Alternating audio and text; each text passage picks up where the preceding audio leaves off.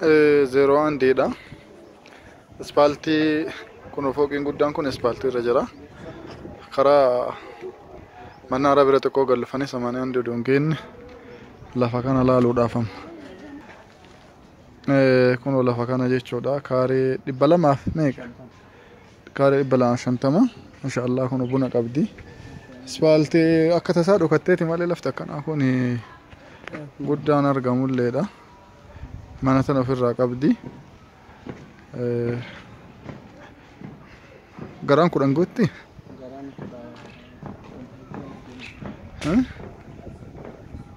Asir baha misteko dama sadi afur shani ja torba sade sagal kudhan. Kun ola kana asirratti olla irratti fooqii kaasu irra jirani G+1 dha kuni. Lafti akkana jira yoo manni tanaashiidha manni mana irraa kaafamu.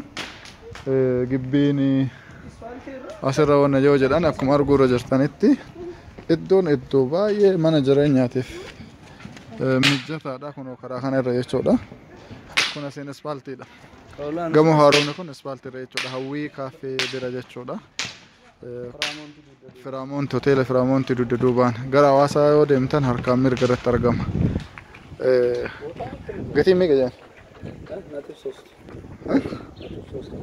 Sint? 1,300,000. Maashaallah miliyoona tokko 300,000 jedhan. Gatiin waan achi ol eegaara.